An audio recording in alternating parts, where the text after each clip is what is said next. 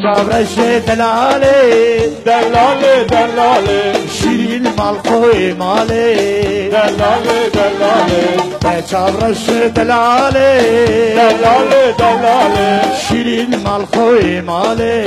دلاله دلاله کمن و روشه شیرین و خوشه شیرین و خوشه زمان کردی خوش آوازه لطیف و نازه لطیف و نازه زمان کردی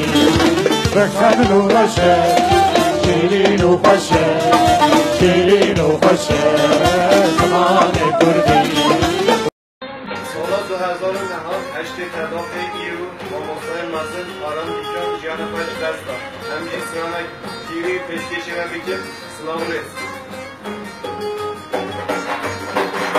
یک کش بر جابلک اولی پری چابلک گزیرش بولی غلک مهج بکار که گلک یک کش بر جابلک اولی پری چابلک گزیرش بولی غلک مهج بکار که گلک گلو بکا او کی بود گلو بکا او کی بود نبیه که بودی بود بیانه که آمدی بود بیانجی او سرحدی بود نوالا بازمانی بود گلو بکا او کی بود گلو بکا او کی بود نبیه که بودی بود بیانه که آمدی بود بیانجی او سرحدی بود نوالا بازمانی بود شوق و شنگات بنازه به امین و دخوازه بویا غیره که بازه نظارم چه دخوازه شوق و شنگات بنازه به امین و دخوازه بویا غیره که بازه نظارم چه دخوازه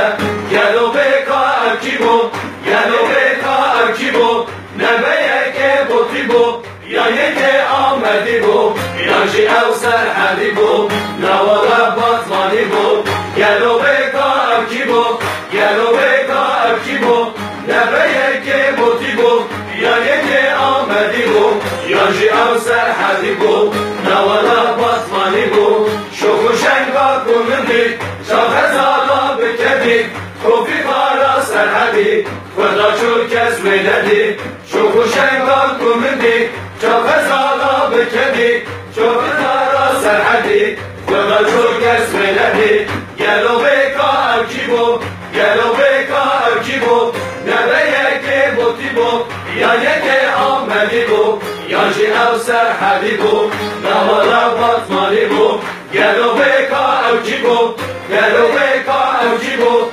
نبیه که بودی بود یا که آمدی بود یانجی او سرحدی بود نوالا بازمانی بود نوالا ارمنی بود